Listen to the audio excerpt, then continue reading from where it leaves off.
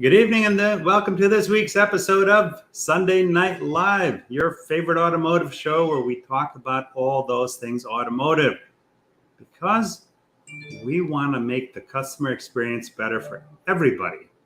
And by bringing on the experts every week to share what they do, it helps us all.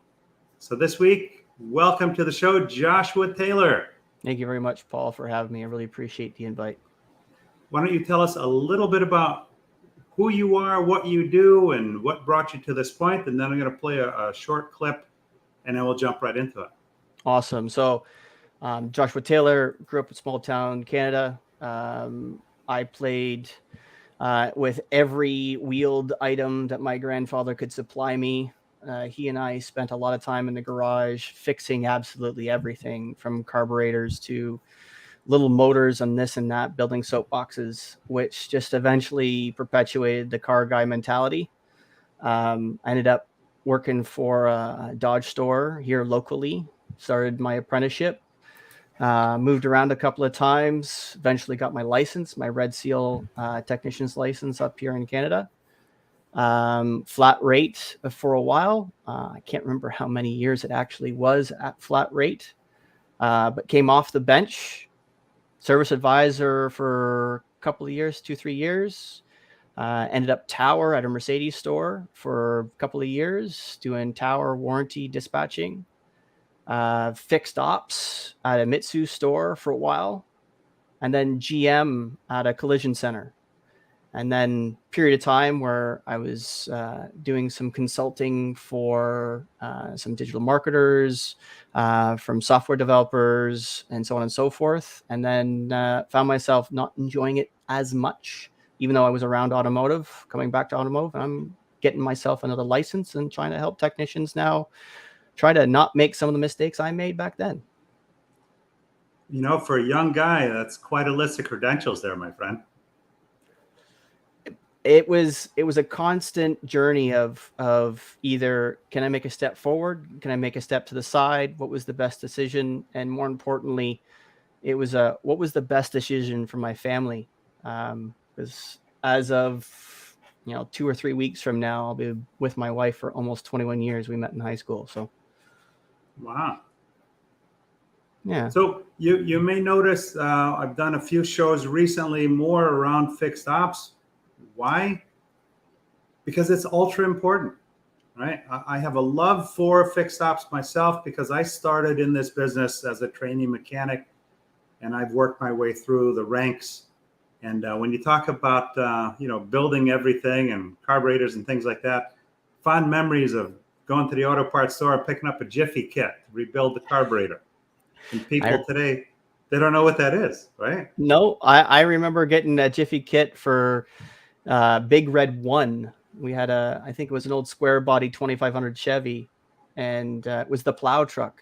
I remember helping my grandfather putting a wood frame on the back because the box rotted off. I remember putting lights on the roof and fixing the lights in front of the plows. And I remember being a little man, just wee sitting on his lap, driving the truck while we plowed. I remember my dad teaching me about mechanics, and oh God, rebuilding the Bendix drive on a starter, changing the brushes, that's stuff that's unheard of today. Now, either the starter's good or it's bad, and you get a replacement unit. There's no more that old art of rebuilding it doesn't exist anymore. Nobody does that. Redoing the windings on a starter or an alternator. Yeah. That tedious stuff. It's relaxing now to think about it, but it's so tedious. Yeah. But the new person coming up into this business doesn't even know what that is anymore. No. So fixed ops is very important. And I want to play a clip from one of our partners who is in the BDC space. And that's an equal hand-in-hand partnership with any good fixed ops department, in my opinion, given the fact that the phones are ringing off the hook, and we generally don't have enough people to take care of that business. So this is a very important message I'd like to play, and then we'll jump back into our interview, and I'll get to the comments. Excellent. Hi, John Traver here at Traver Connect. Thanks for joining us on our Service BDC video today. If you've already partnered with us, we appreciate your partnership over these past years. If you're new to us, we look forward to getting to hear your story and come alongside you relative to Service BDCs. When you hear the term Service BDC, the first word for me that comes to mind is calls. That's what really a Service BDC is going to be built around, both inbound and outbound calls. Those calls are going to load your shop, it's going to drive your RO count, and ultimately, it's going to tee up your next retail unit. One reason the Service BDC is so successful today, so important today, is it has a massive amount of opportunity in the form of those incoming calls. The cell phone changed everything. It's increased the amount of calls to dealerships, and as a result, we have to have a team of people centralized to take those calls.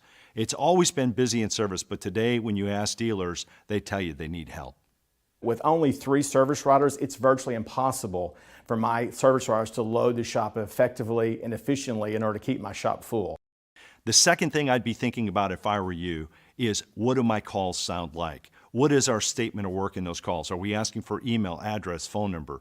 Do we use a time and mileage approach to make sure we're pre-selling to any additional needs, or are we just order taking and then trying to take care of the customer when they get there and tell them we need their car all day? So what you want to do is establish a clear roadmap for how your calls are going to be handled. We'll help you do that, whether it's virtually here through our BDC or we do it with your team at your dealership.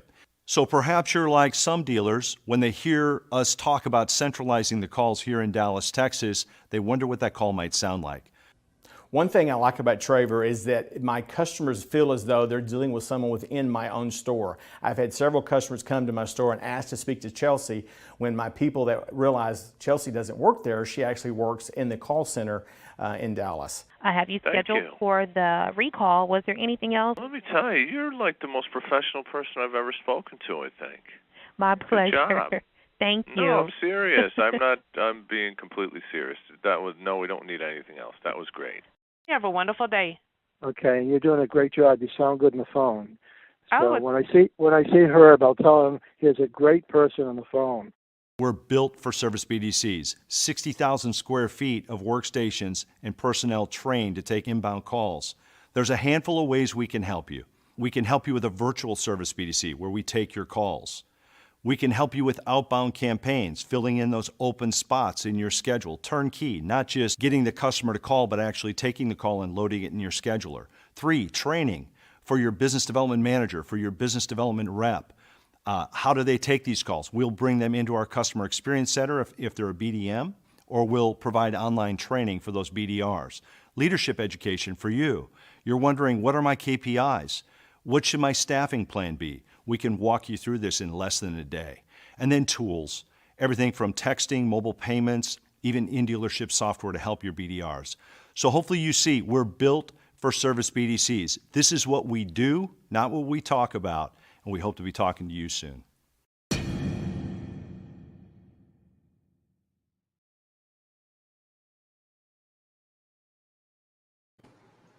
Nothing happens by accident. There's 3 simple steps for success in anything. 1 is the commitment. 2, you need a solid plan. And 3 is execution. Which you can't do by yourself, you need to hire others to do with you or for you. It's a very simple plan. If it doesn't work, go back through the 3 steps because one of those is missing. So I want to get to a couple of comments here before we jump back in. Whoa, the comment thread just blew up. Starting us off with Russell Hill. Good evening, everyone. Cannot wait to see that exchange with Joshua and Paul are tonight. Let's get this thing moving and unpacked. Love it. LinkedIn users, got to be Lamont. It's Lamont, of course. Right after the show, Joshua, it immediately shows Lamont. But during the show, for some reason, it shows LinkedIn users. Good evening, Josh and Paul. I look forward to the show. Lamont. Chris Arnold, howdy, folks. Welcome, Chris. And Russell Hill says, good evening, everyone. Hey, he said that already. Joe Chambers, our SDL brother. What's up, boys? And Randy Maraquin, what's up, everyone? Toyota in the house. Welcome, Toyota. And Mike, the Coach Vogel. Hey, Fixed Ops family. And Chris Tomzik, hope I pronounced it correct, says, hello, Wendy Reeves. Speaking of BDC, Good evening, beautiful people. And Jerry Davis, another one of our SDL brothers. Good evening, everyone. Two great guys here. Josh is so inspiring and a great advocate for our techs in this business. Love it. And my brother from another mother himself, Mr. Paul Machine, is in the house. Que pasa, amigos? Kate Borowski, speaking of tech people, Jordan Wang, Shane Thomas, Thomas Jacobs. This one would be great one to watch. Thank you. And Terry Torline, impressive resume. No joke. Looking forward to learning more. Joe Chambers, Kate, galops to see you. Galops to see you. There's got to be a code there somewhere. Paul Machine, a well-run fixed ops department keeps a dealer afloat in hard times and incredibly profitable in good times. Bam, that bears repeating. Joe Chambers, did he just start talking about square bodies? Yes, he did. And Eric, another one of our SDL brothers. Good evening, everyone. And Mike Vogel says, much respect for most every technician I've had the pleasure to work with and an important part of the team. Jerry Davis, okay, Paul, we get it. You're old. Yeah, sad but true. Marshall Sheldon, dang, the whole squad is here. And Mike Vogel, hey, Jerry Davis, lay off the old guys. I might be the senior member here. Yeah, I think Mike Vogel might be older than I. And speaking of old buddies, Gene Girdley, Mike Vogel. I think they're going to compete for that one there. Jerry Davis says, Mike, please, I'm old too, and it was reminding me of all the repairs I used to do. Mike Vogel, you got it beat, GG. Chris Arnold, at 35 years turning wrenches, I've seen a few things. Yeah, that's a long time. Gene Girdley, by years of experience. And Robert Sebastian, hashtag the laminator. Hola, amigos. Paul Machine, who's old? The new 30 is 50. Yeah. You can say that until stuff starts breaking. It's like a car with a lot of miles. It may run really well, and then all of a sudden, out of nowhere, there's that knocking in the lower crankcase. Marshall Sheldon, I guess I'm stuck watching a commercial. What can I tell you? Russell Wickham, Marshall Sheldon, no, that's what they are going to talk about next. Mike Vogel, Paul Machine, then I'm the new mid-40s. We're almost getting caught up. Daryl Terrell, what's up? Triple fire emojis and Robert Sebastian. Traver Connect is the bomb. Stop those phones going crazy with them or some other way. Just stop them. Whew. All right. We're all caught up on the messages. All right. So communication is at the root of all evil. And, we spoke prior to this about some of the things that we wanted to get to. And one of the things is difficulty communicating with leadership effectively. Are you insinuating that leadership would not necessarily listen to the valued opinion of their esteemed technicians? Actually, I'm insinuating it's the other way around. I'm insinuating that the average technician doesn't know how to communicate, period. We aren't taught how to communicate at trade school. We certainly aren't taught how to speak professionally, let alone communicate professionally in the shop. No one truly is taught in any way, shape, or form how to communicate on a work order, let alone communicate to leadership.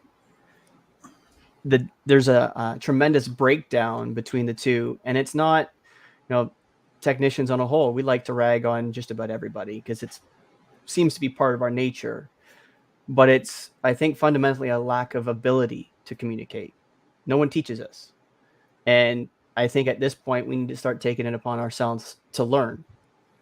How do you communicate with your leadership effectively? So do you have the right resources, materials, and tools in order to do what you need to do to be successful every day? And that first tool is communication. If you can't communicate to leadership to say, hey, there's a tool missing in the tool room for something that we touch every day, so we're having to make stuff work, that's productivity. And when you talk about if it's one tech, it's not a big deal. If it's 10 techs, it starts to become a big deal. If you've got a big shop like you do down south, 100, 130, 150 techs, and you've got tools missing in the tool room because nobody's successfully communicated with leadership that tool's missing or broken, that's a really big problem. that'll cause a little bit of extra time and some headache. And it's communication. It's either a fear of communication, like, hey, I'm going to be the guy who says that $1,000 tool is broken or missing. I don't want to be that guy. Let the next guy do it. No, that's not an acceptable answer. We are adults. We are in a business. We provide a service. Our customers come first for the most part from the tech's point of view, because it's the leadership's goal to put the employee first, and then the tech's ability to put the customer first. If the customer is waiting days because we don't have a special tool, I need to be the one that takes responsibility, whether it's my fault or not. That tool's missing. I can't do the job properly or as efficiently as I'm supposed to. I got to tell somebody who's actually going to be able to make that change. Now, is it the fear of being, I mean, tools break, that's just normal, right? It happens. So do you feel it's the fear of going to management and saying, hey, listen, I broke this tool, so let's not talk about it and have it just be there broken and somebody else will have to deal with it? Or what do you think is the cause?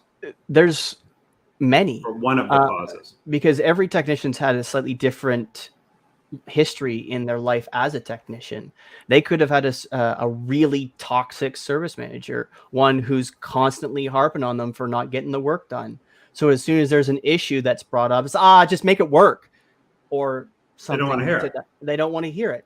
Or you have complacency where it's constantly happening and there's constantly things wrong, and it's just the leadership is overwhelmed and unable to cope with how much is breaking down, instead of taking off bite-sized pieces and managing it small pieces at a time, like rifle. So you can't, it's not leaders' fault, and it's not the technician's fault. We need to help each other learn how to communicate and get over the fear that has happened over the last however many years it's been, because at one point it was good because it continued, and then it's steadily trended downwards. You've got lack of trust from leadership that techs are actually doing their job. And then because there's a lack of communication between the two, there's no trust, and there's lots of fear. There's fear in losing your job because maybe you're the guy who breaks the camel's back, the straw that breaks the camel's back. The service manager is having a bad day. You come to him at 4:00 telling him that the tool's broken and you can't fix the car you're on. Maybe you're the guy that breaks the camel's back, and out the door you go, because you're that last person. You don't want to be that last person. You got bills to pay and you got a family to support. And the communication is so important because, like I said, tools do break, and we need to accept that. And we need to take ownership of it. And it doesn't matter who broke the tool, why it broke, or when it broke. What's important is that it broke and that we get it back online as quickly as possible. And I'll give you a personal experience, because when that tool is broken, the ultimate person that loses is the customer, right? It affects the customer experience. I had a car in the shop over a month, and part of the delays were that dealership waiting to borrow a tool from another dealership, right? I'm bringing my car in. I don't want to hear that. No, nobody wants to hear that. And we can talk all day about tools specifically. We can have that conversation to the nth degree, because there's two sides of that coin. And it doesn't matter whether it's the tools itself that we're talking about. It could be anything brought up, like safety concerns. Yeah. You know, is the eye wash station literally full of dirt because someone washed the boots in it? Is the back tool room that's supposed to be closed for the compressor, is that supposed to be fixed? Like the doors hanging off? There's all kinds of challenges in the shop, and we've all seen it walking through a shop. It doesn't matter whether you're a tech or not. Right. And if you're not a tech and you're not wearing your steel toes, you shouldn't be in the shop. But at the same token, we've all seen the problems. And the fact of the matter is, techs in that shop, doesn't matter whether they're an apprentice and it's their first day, or you've got 35 years under your belt like Chris Arnold in the chat. It doesn't matter. You see something that's not right, you should feel safe to be able to communicate with someone who can do something about it if you can't do anything about it yourself. That should not be a fear. And that's a really big fear. Even in this market where techs are being, like, recruiters are going and trying to headhunt techs from store to store, which isn't healthy. but they can go from shop to shop if they really want. But it's still the fact that I might lose my job. That paycheck is important to most. Most are living paycheck to paycheck, no matter how much money they're making. So that paycheck's important to support their families. That should not be a fear. I want to get to a couple of comments. Gene Girdley, who told you about my crankcase, Paul? Paul Machine, love it, Mike. And Jerry David says, I truly love Josh Taylor. He is a much overdue voice for techs. I've never seen anyone who is more passionate about the tech side of the world. Techs are so overlooked at times. And Josh, you are adding so much to the business by helping the techs communicate across the board. Jerry, I could not have said that any better. It's one of the reasons that I reached out to Josh and I said, hey, you know what? I like what you're putting out there. It's going to help a lot of people, and I'd like to have you share it, through my show here. So thank you. And Randy Maraquin, missing and broken up wheel locks. They never tell me when they're broken. And again, the customer ends up suffering. And then as it goes around, we end up suffering because we all look bad because of that. Robert Sebastian, there's a big difference between saying these losers won't buy anything for the shop or requesting a tool respectfully. 100%. Mike Vogel, Josh, too many leaders do not make the effort to visit their techs every day to stay in tune with them and their needs and concerns. Yeah, how often do some of these leaders go through the shop and say, hey, how can I assist you? What can I do to help your job and make your life easier? How often does that happen? It depends on the leader. And honestly, you've got the difference between a boss and a leader. The bosses don't leave their box. They are at their desk behind a computer, talking to people on the phone, never leaving their desk. Those are bosses. They're not willing to make action. They're not willing to make anything happen. Because sometimes, and a lot of times, you require FaceTime. And that FaceTime is really important for somebody who literally works with their hands all day. Because they don't do things through a telephone. They don't fix things through a telephone. They're not IT support. They are not remote workers. They are, the car is here. I am here. I am fixing it. My hands are on it. It is broken. I'm making it work again. Doesn't matter whether it's a parts replacement or a parts repair. It doesn't matter whether it's a service, a clean, or a loop. It doesn't matter. Their hands are on it.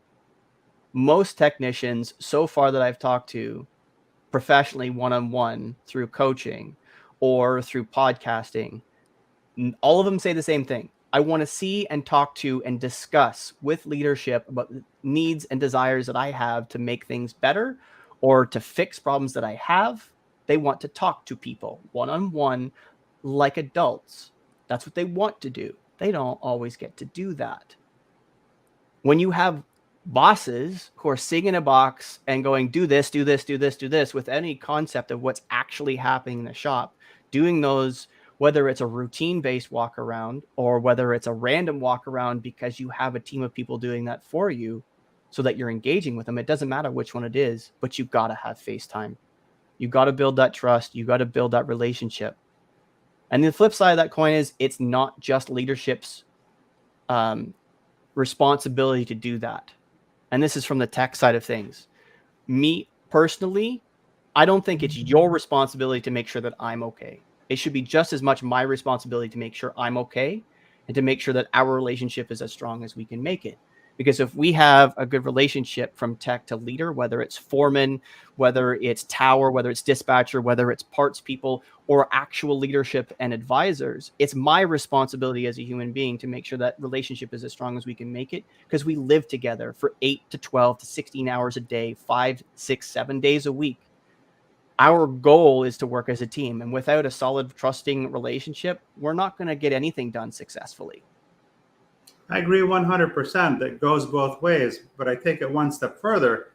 The leader is charged with creating the environment or maintaining the environment. The leader should be more schooled in effective communication. So if we're not taught that as techs in school, then I really feel it's upon the leader's responsibility to open up that dialogue of conversation and to facilitate that and to kind of learn how you communicate so that I can better understand your style, what's important to you, who you are, so that we can have a better dialogue back and forth.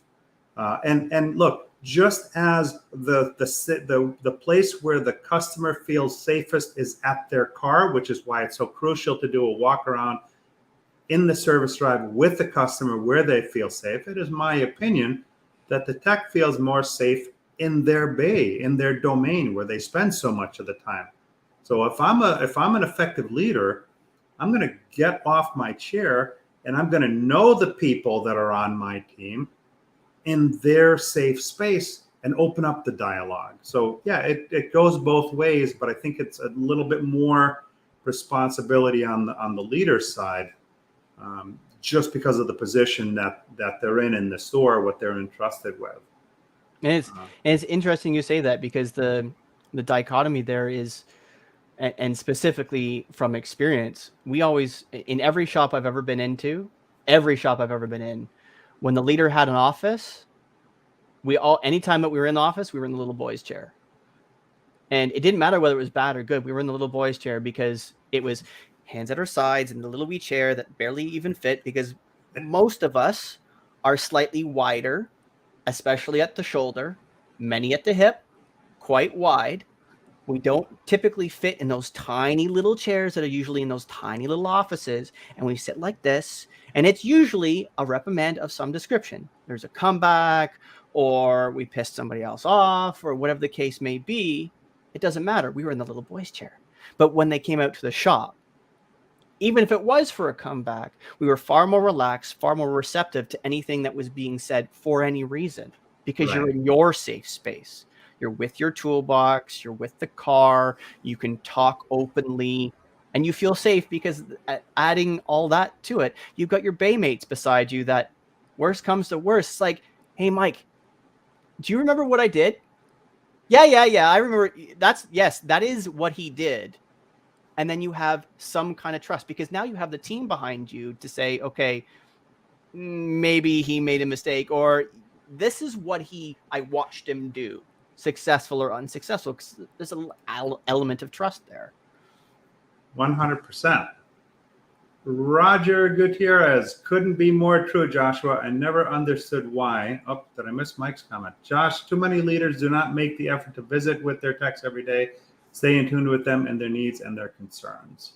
Russell Wickham, I went to management to ask for a special tool or repair of a lift and was told, don't ask me for anything for a week. Now, how crazy is that, right? Let's say you have the lift is leaking oil, or there's an issue with the safety. It doesn't always catch. People will seriously tell them, don't ask me anything for a week. Mind-boggling. Mm-hmm. Russell Hill, that's true. True that, Mike. And Kieran Stack, JT Fire. Jerry Davis, fear and mistrust builds walls. And Chris Arnold, leadership does not regularly acknowledge that the guests are actually coming to our stores for the service the techs provide. Guests can get donuts and coffee elsewhere. They are not coming to the dealership for the front end amenities. No joke. They don't want to come, but if they're coming, they want to make sure that their concerns are taken care of. Jerry Davis says, when a tool breaks, the bigger question is, when can we get another one? That should be really the only question. Or maybe, why did it break, so that we can avoid having one break similarly in the future. But definitely, my wife likes to say, the milk is spilt. Let's not worry about how. Let's worry about cleaning it up. And Chris Arnold says, broken tools are not the problem. It's just a base example. You're right, because there's many other situations that happen in the shop that could be substituted for the tool. Russell, that's not acceptable from any leader. It is their responsibility to get those concerns corrected 100%. Paul Machine, every civilization fails when communication is shut down, when people refuse to understand each other. I've always said that communication is at the root of every single problem. I don't care what it is. It's a communication or a miscommunication issue. And Russell Wilkins says, Mike Vogel, that was also the leader who sounded like the last Tony S. Post. I don't work there anymore. Oh my God. Schlott made it into the interview.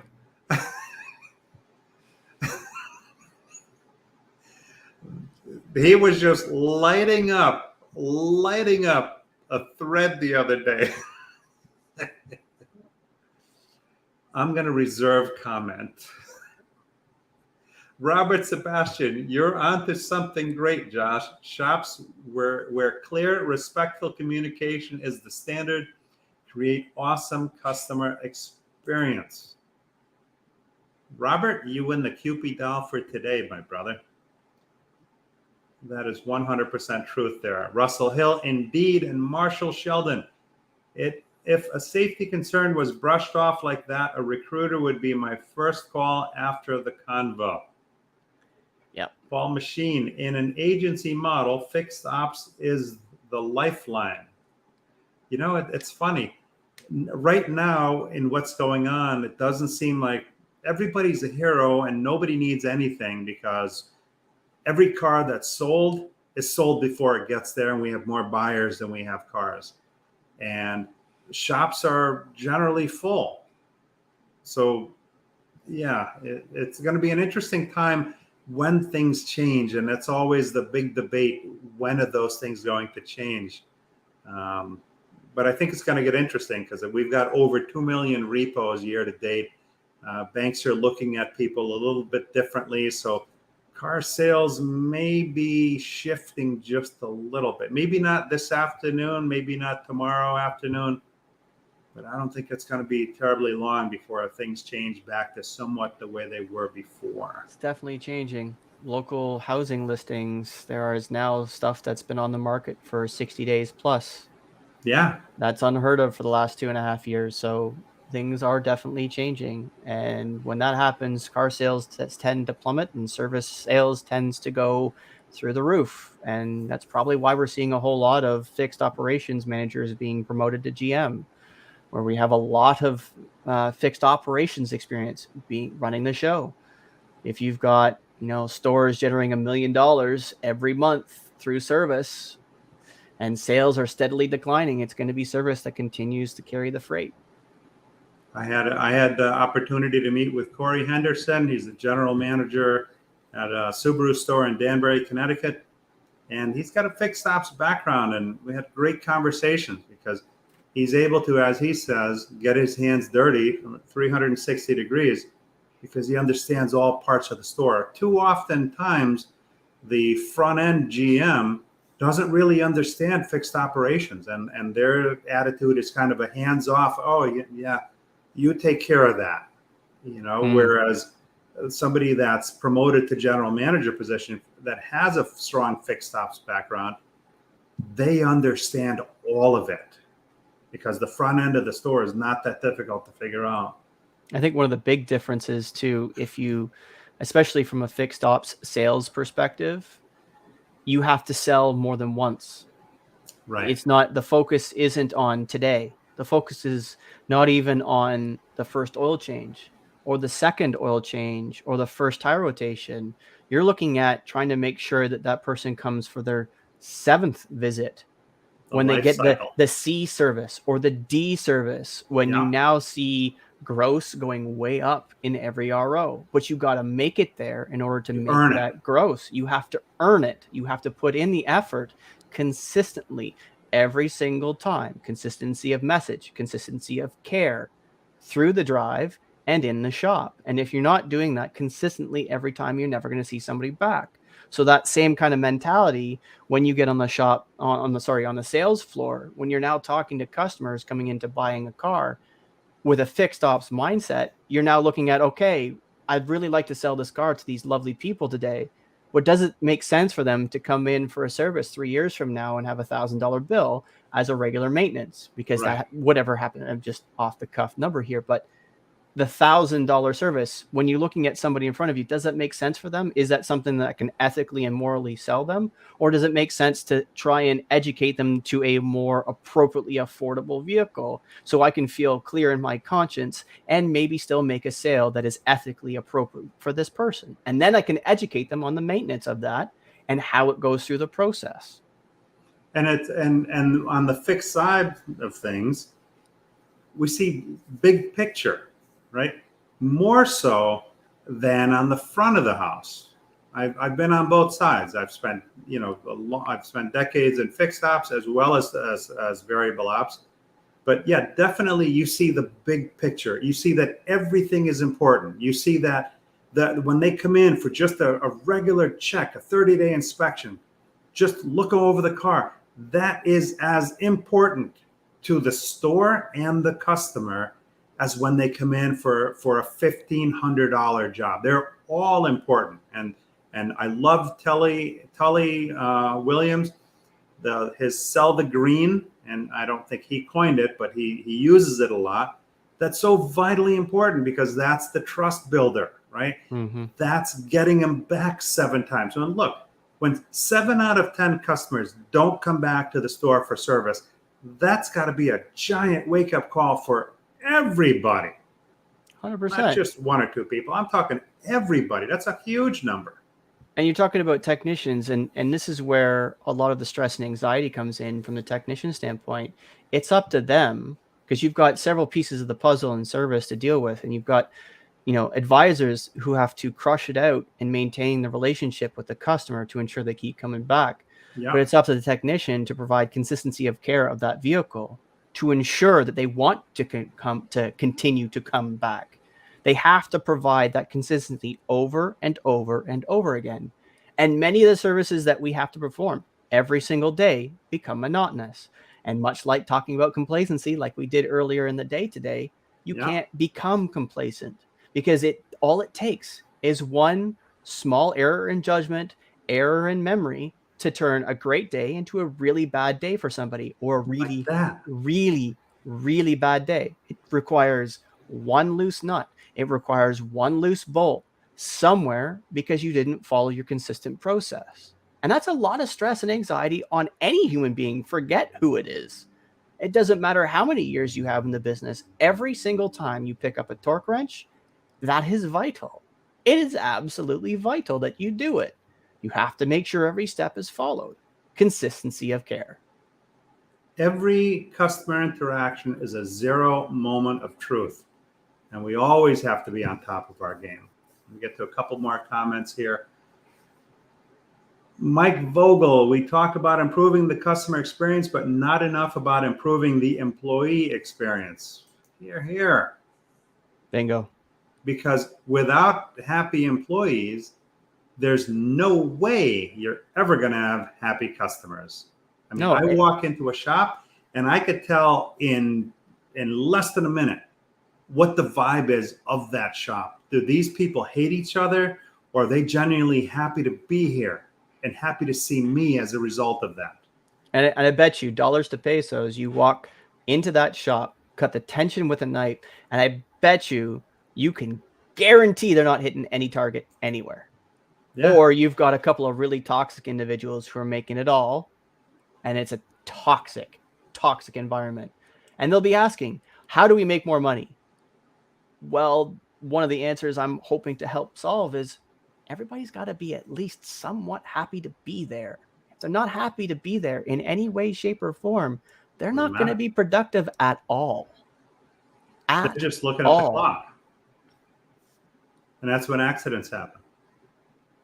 Marshall Sheldon, Mike, that was what I was going to comment. Jerry Davis, I ask techs every day, especially when I see them struggling. I have finished jobs for techs so they could finish something else. I've done PDIs for techs. Now that's a guy that walks the talk. I have a lot of respect for you, Jerry, and other leaders out there like you that do their job that way, because that inspires your team. Those guys will walk through fire for you, those guys and gals. because you're not afraid to do it for them, and they see that. Chris Arnold, the shop foreman in a properly running shop should have the ability to be a liaison between the shop and management. I think that's the original intent, no? That's the difficulty is when you have a working foreman, where does they're no longer objective. Because if you have a working foreman that has production requirements, their first priority is not anyone else in the shop. Period. It's their production. It doesn't matter how great an individual they are. It doesn't matter how nice they are. And it doesn't matter if they're a man's man or a woman's woman. It doesn't matter. Their first priority is their paycheck. Their second priority is the shop. As soon as you put any kind of production requirement at all on a foreman, that's what you're going to get. However, the variation there is to try and ensure something occurs, you make a non-production based bonus. We've had discussions about CSI. We've had discussions about employee rated scores, meaning how does the employee base in the shop rate the shop? If that changes to the positive, hey, there's a bonus involved. It's non-production based. That's okay by me. But as soon as you have a production based foreman, he's not a foreman anymore. He's just a senior tech that happens to have a title. Right. And he's a competitor. 100%. And a competitor is generally not seen as somebody that helps you toe the line.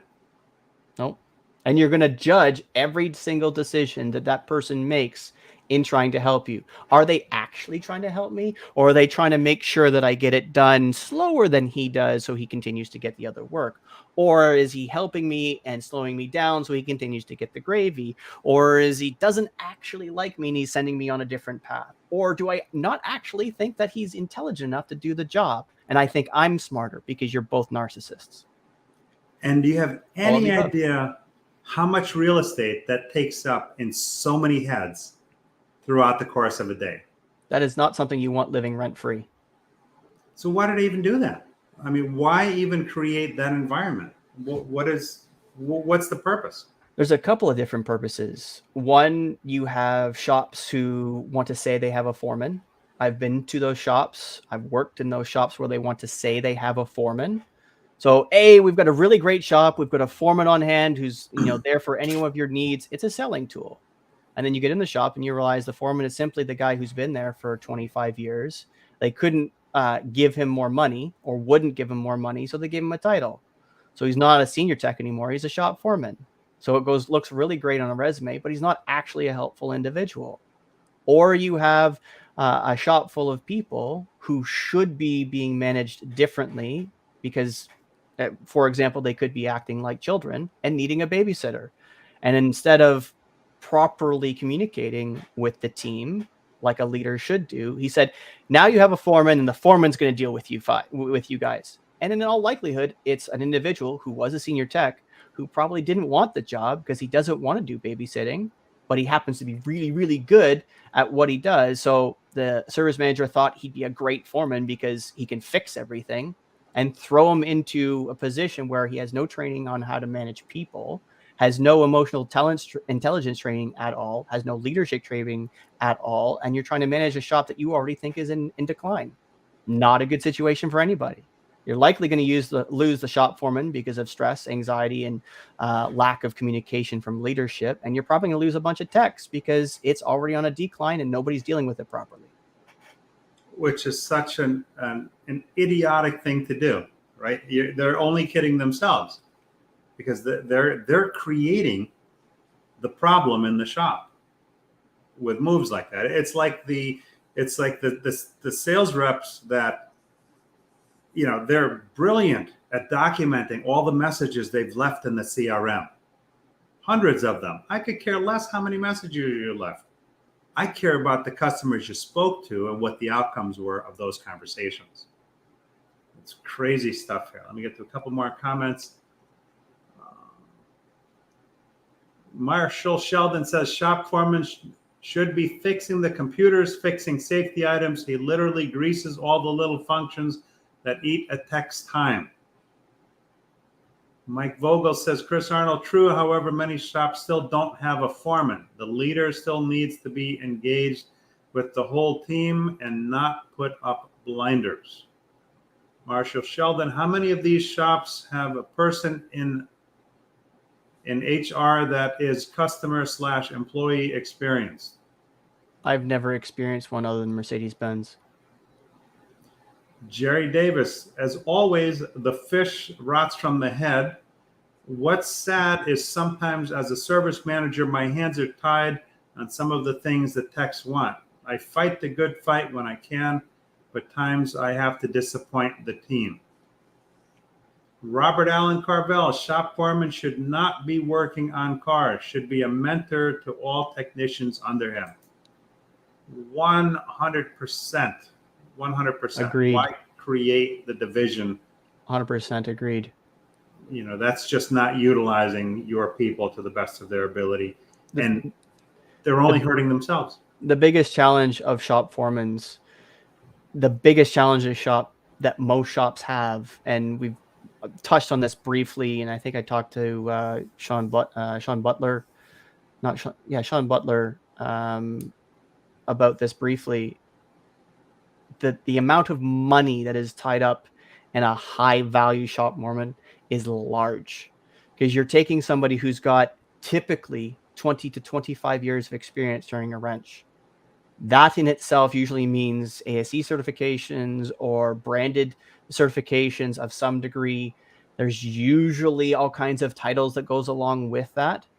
So there's a money requirement that person who's going from senior tech turning a wrench flat rate at a fairly high dollar per hour flat rate, they need to have a certain amount of income that comes in every day to make it make sense to them financially.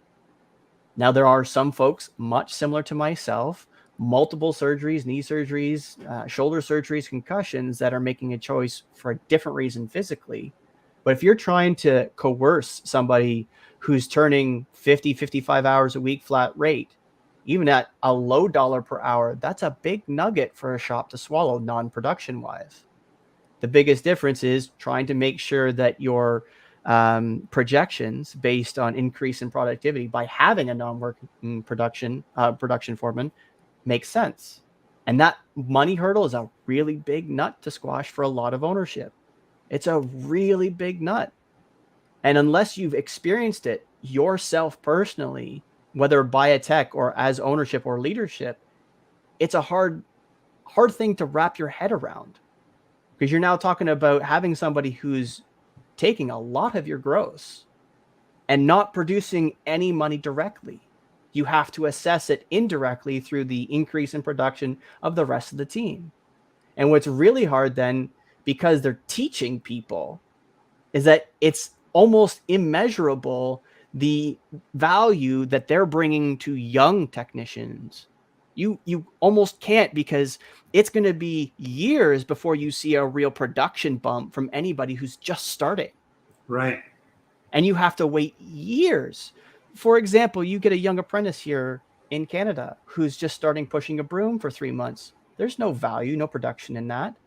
But the shop foreman has spent those 90 days, a lot of time and energy, trying to determine whether they are actually of value long term. That money, there's no way to quantify that literally. So that's, again, a hard nut for ownership to quantify. But given this market, the thing that I keep saying is we don't have a technician shortage. We have an apprentice shortage. Nobody wants to work in this business.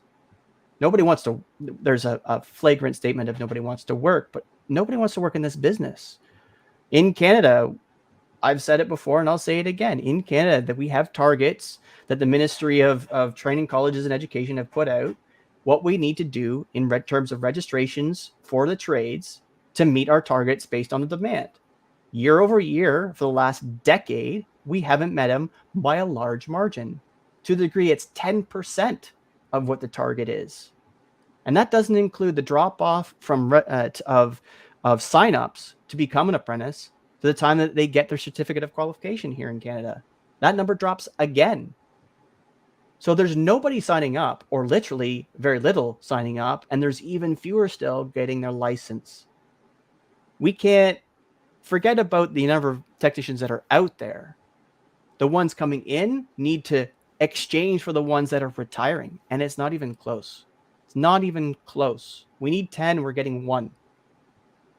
So cultivation of that young talent by foremen, people who have seen it, done it 100 times, need to be teaching these young men and women how to do this job successfully so that they don't hurt themselves, so that they can support their families and enjoy doing what they're doing for the next 25 years so they can teach themselves.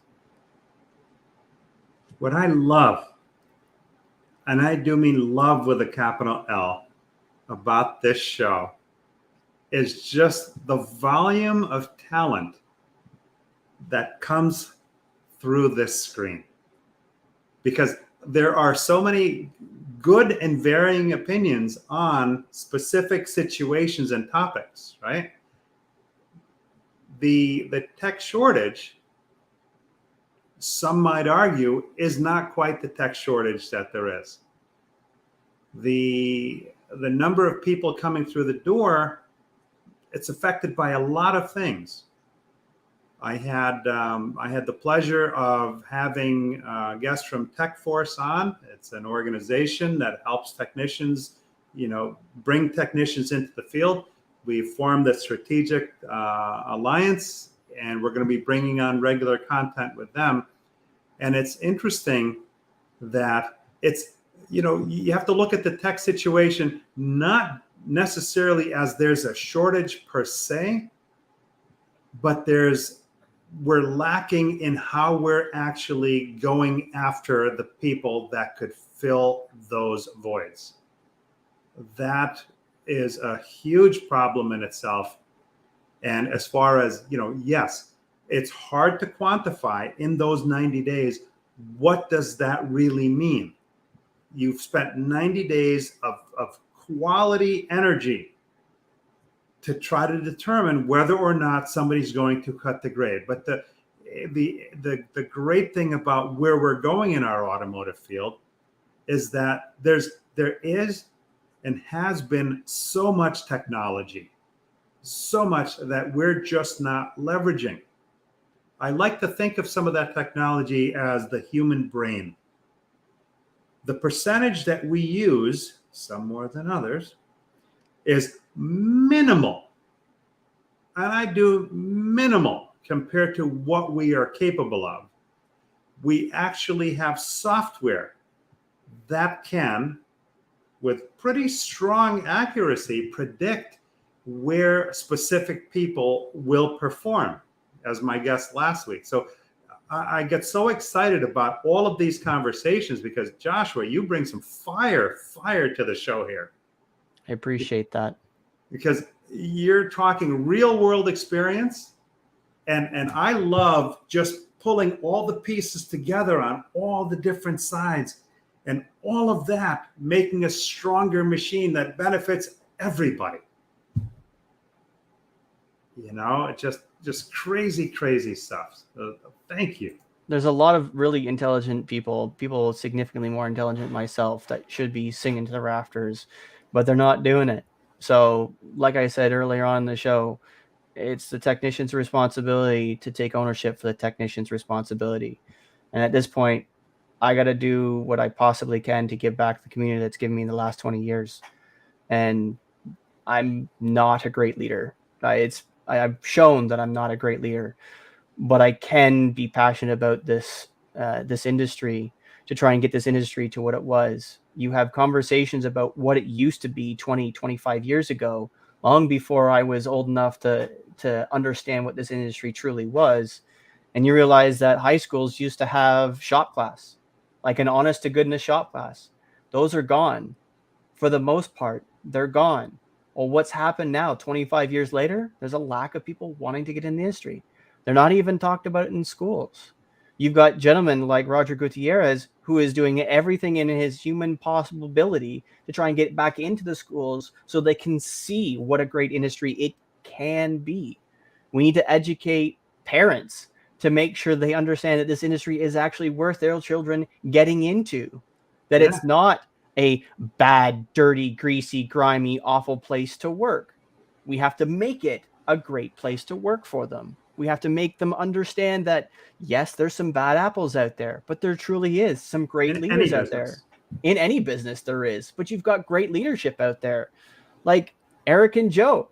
They're great leaders. We need to sing their praises across every possible content to make sure that people understand that this industry has leaders who can lead, that there are shops who are great shops to work for, great environments to work for, and you make really good money doing what you really like to do every single day. Yeah, Like, it's a phenomenal business. we have to. It's our responsibility to do so. And I want to put myself in a position where in 15 years' time, I can tell my son, who's 8, that it's okay for him to be a mechanic.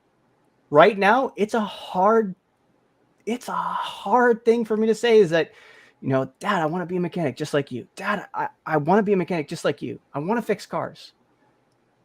And for me, it's a tough nut, because I've been in some places that I would never want him to be. And I've heard about places that I sure damn well don't want him to go anywhere near. But then I hear about stories of stores that are unbelievable. The amount of effort that is being put for the techs in the shop.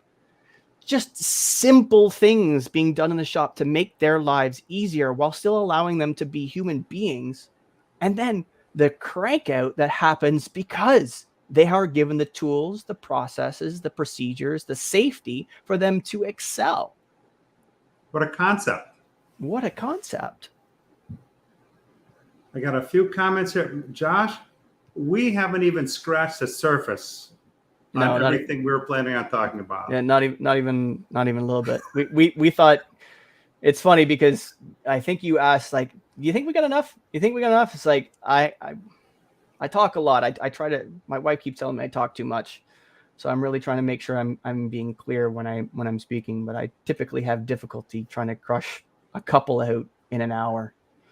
And I think we've done one. It's not talking too much. You're addressing the question from all points so that anybody listening can have a better understanding of it. There's a big difference. There are people that talk a lot and say nothing. And that's not you. I appreciate that very much. So I'm going to get to a couple of comments here, but it looks like we're going to have to schedule a sequel. So after we log off, don't go away just yet. Mike Vogel, Josh Taylor, exactly. Meet the techs in their workplace comfort zone. Chris Arnold, Mike Vogel, it's more than that. If the foreman has no ability to get things done, they simply become a toxic sponge, absorbing BS from the front end and sugarcoating bad decisions to the technician staff. I have lived the toxic sponge position. It's not good. I think that's what you were just talking about. Mm-hmm. Craig says also it's a good idea to have your own special tools if they're affordable. I have doubles of some special tools as they're not valuable.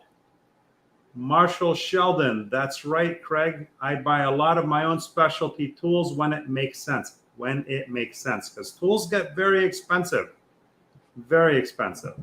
And I think some of the expensive tools really fall on the dealership to supply, and have their tool room stocked with. Robert Allen Carvel, fixed ops general managers are the best for the dealer. I'll sign on to that one. Jerry Davis, that's where the video MPI comes in. Gives the customer to see they're being transparent. 100%. Mike Vogel, Josh Taylor, you have wisdom beyond your years. I think I might have mentioned something about that before. Congratulations on getting it, since so many still don't. That's high praise from that's the coach I appreciate himself. that very much. I appreciate that very much. Mad respect for Mike Vogel. He's a good friend and colleague. Chris Arnold, foreman should not be producing position. Tech should not be competing with their immediate leader. Man, I've been saying that. And Mike Fisher, Alan, you're right, or have GMs who believe in fixed ops and let their fixed ops managers run their program. Jerry Davis, shop foremen can either be a coach or a player, usually not both. 100%. Hey, Tully Williams, we were just talking about you earlier. Love the insight. when a guy like Cully says he loves your insight, you're doing something good, my friend. I appreciate that. Jerry Davis, agree with Mike Vogel. Josh has experience that shows he really cares about what he does. And Tyler Williams, no texts, no hours. Russell Hill, yes, very passionate. Robert Allen Carvel, Mike Fisher, thanks, Mike. Jerry Davis, depending on the setup, the shop foreman can make your store productive and profitable. Chris Arnold, because the cost of a qualified foreman, typically the foreman wears so many hats, they struggle to take care of the shop. We talked about that, and that's where big picture comes to mind. You know, that old fish stinks from the head thing. You have to have ownership that sees and buys into the vision of long-term, big picture, that is willing to invest those kind of resources into building something truly strong. You can't, if you have any doubts that it's going to work, then chances are good it's not going to work. It's really that simple. Russell Wickham, a shop foreman can save thousands of dollars a month in broken tools, equipment, and failed repairs. How does one quantify that? They can't. And that's Russell. We touched on this a little bit earlier on, but it's very difficult to quantify that. And that's some of the biggest challenges that ownership and leadership have in any vehicular based store, whether it's cars, trucks, planes, trains, airplanes, power sports, it doesn't matter. It's very, very difficult to quantify those indirect value adds.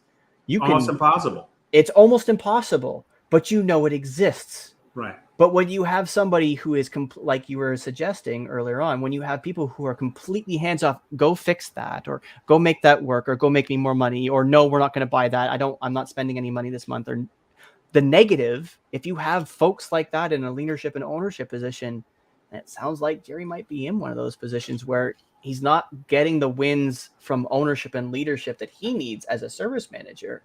It's awfully hard to continue to build trust in the shop when your direct leader, whether it's a foreman or the service manager, can't make wins themselves because ownership doesn't want to spend the dollars or spend the time or spend the energy. It's, again, back to communication. How far do you want to push the rabbit down the hole? We're talking about a 3D human puzzle with continual moving parts. And you really got to be sharp and on your game to be able to orchestrate all of those moving pieces. Usually, Robert Allen Carvel, usually that shop foreman has paid his or her dues, and make the dealership a lot of money. In return, the dealer pays the shop foreman very well, but the shop foreman has goals he has to meet for service. Jerry Davis, that is so scary. I feel there will be a huge gap to fill that we will not be able to fill. No amount of money will be able to fix this issue. It might even be too late. Well, you know what? I don't think it's too late. It's too late when we're dead. That's how I look at it. When we're dead, it's too late. But between now and then, no. I think that, mindset is something that is so strong that it can be changed. And when it's changed and properly harnessed, anything can be done in any situation whatsoever.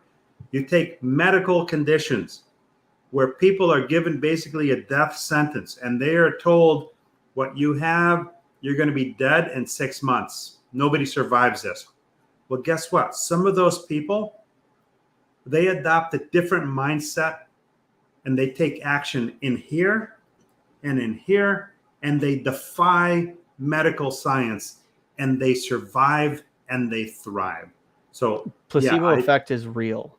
Yeah. Oh, it's definitely real. And in techs, I think that kind of effect in techs is pronounced. The best thing you could possibly do, as long as you understand who it is that you're talking to, as the leader looking at the team in front of you, or more specifically the individual in front of you, some of the best incentive that you can possibly give a tech to get them moving is saying they can't do something. Knowing if you know that they can do it and you have faith and you believe and you have data that you can back up to know that they can do something, the best thing you can tell them to do is that they can't do it. I love that. Difficulty is knowing when to push that harsh button. If Yeah. you as a leader aren't emotionally intelligent enough, and that's a big ask for a lot of people. Not everybody is capable. In fact, very few are emotionally intelligent enough to be able to push those buttons correctly. But if you know somebody who needs a real big push, techs love being told that they can't do something because the first thing they're going to do is make you wrong. They love doing that. Absolutely love proving you wrong as a leader. The question is knowing whether they can or can't do that or not. Because you can be that person and say that thing, and the next thing you know, that their toolbox is on the back of the flatbed out the door. Kenny Rogers sings it best when he's in the words, you got to know when to hold them and know when to fold them. If you know those things, yes, I agree with you 100%. It's a massive incentive builder here. Mike Fisher, I agree, Tully. Can we eke out another hour per tech per day? And Craig says there is no tech shortage. There is a shortage of techs willing to work for the price you're willing to pay in the conditions you provide. Wow. That is exceptionally insightful. Robert, I might need to borrow that Cupid doll from earlier. That right there is an Correct. eloquently phrased sentence that summarizes the entire industry almost completely. Yeah. The number of Wow. technicians that have divulged to me forget about how well they're being paid, because some of them are being paid really well, but they're in a shop that you wouldn't want to take your children through. That's brilliant. Perfect. Thank you, Craig. That's brilliant. Robert Allen Carvel, this group on Paul's show is some of the most knowledgeable and professional people in the automotive business. Robert, thank you so much, man. That means a lot. That means so much for you to say that. You know, I really do my best to try to bring on people that really add this kind of value. So thank you. So much appreciated. Joe Chambers, sorry, Josh, you're a leader. You know what the great thing is? That's not the first time he said it. And it won't be the last. The great thing is that, you know, you hear people say, oh, I'm an influencer. BS. Nobody, Gary Vee, he's an influencer. Okay, he's an influencer. But it's the audience's job to put you in the position of any type of leadership excellence. So you don't give yourself enough credit, but the other people that recognize what you bring to the table give you the credit that you are due. So thank you, Joe Chambers. Chris Arnold, Josh, the good are not the majority. Jerry Davis, people like Paul Meijer, Josh Taylor, Mike Vogel, Russell D. Hill, Robert Sebastian, Roger Gutierrez, and many more that are here to change the business for the better. All of my automotive brethren, we really see the world the same way. So I'm honored to have such a wonderful network. Robert Allen Carvel, Georgia, USA has automotive classes in junior high school and as well in high school. And we're going to be bringing more of that type of content to the show. So just stay tuned for that. Jerry Davis says, Sean Butler, AKA Vanilla Thunder, another great leader. Yeah. If you won't get the reference unless you're on Sunday morning, and if you're in fixed ops and you're not here on Sunday morning, what are you doing? You're missing the boat. So text Eric or Joe Chambers for the link. It's 8 a.m. Eastern every Sunday. We get together on Service Drive Live. Eric says, thank you goes a long way. Appreciation for the difficult task techs accept is needed. Jerry Davis says, Joe Chambers, a guy I strive to become. Confidence King. Eric, another guy I look up to. Robert Allen Carvel, another great SNL, Paul. Thank you, my friend. And Jerry Davis, great show. Thank you again, Paul and Josh. Please keep doing what you do. Craig says not valuable was a typo. I meant to write invaluable. Steve DiMarzio, Joshua seems like he would have good leadership skills. You think? That's 2 in 1. That's 2 in 1 comment section. That's thank you. Ron Usher, knowledge is priceless. 48 plus years ASE Master Tech, retired. I actually didn't believe he was going to retire, but he did retire. I hope you're enjoying your time. Have a nice week. So thank you all. Josh, don't tune off after I sign off here. Thank you all for tuning in this week and every week and supporting the show. If there's anything you see of value, please share it with your network. If you help one person, then you did a good deed for this week and beyond. Because the things that people bring on this show, whether it's in the comment section, the guests that come on, it's invaluable. It's tools for your life toolbox. And these tools don't break that we give you every week. They don't break. So you're never going to hold anybody up and say, oh, that tool's broken. I don't know who broke it. Tools you get every week here are free. They don't break, and they will help you make money and help customers tomorrow. So thank you all. And Jerry Davis says, Josh is leader, no doubt. And on that note, Joe Chambers says, great show, boys. Wendy, I don't know if we're going to be able to get off here. Wendy Reeves says, thank you. Have a great week. So have an awesome, safe, and productive next week. And we'll see you next week on Sunday Night Live. Don't go away, Josh. Cheers, folks. Thanks for coming out.